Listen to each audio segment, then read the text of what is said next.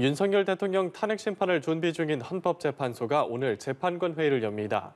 지난 19일 평의 이후 일주일 만인데요. 네, 자세한 내용 헌법재판소에 나가 있는 저희 취재기자 연결해서 알아보겠습니다. 최진경 기자.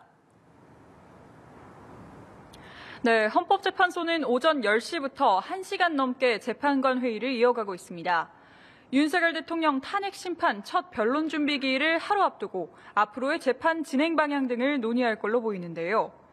회의 결과는 오후 2시에 열릴 브리핑에서 언급될 전망입니다. 윤 대통령은 헌재가 지난 16일부터 보낸 답변서 등 서류 제출 요청에 여전히 무응답으로 일관하고 있는데요.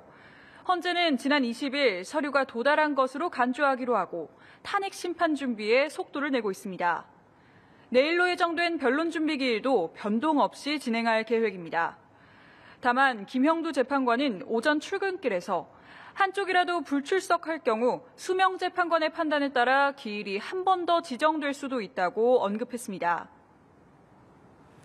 네, 한덕수 대통령 권한대행 국무총리의 탄핵소추 의결 정족수를 두고도 정치권 공방이 이어지고 있는데요. 이에 대해서 헌재는 어떻게 보고 있습니까? 네, 헌법재판소는 여기에 대해선 아직 공식 입장을 내진 않았습니다.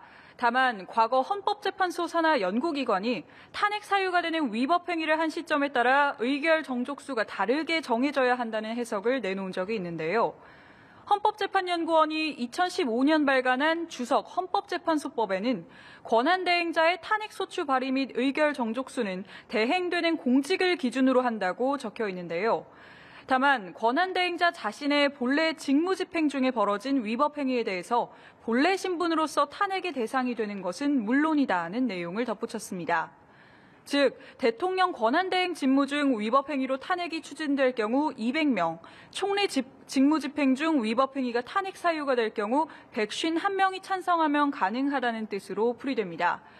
헌재는 헌법재판연구원 주석서는 집필자의 견해를 쓴 것으로 헌재 공식 입장은 아니다라고 밝혔습니다. 지금까지 헌법재판소에서 전해드렸습니다.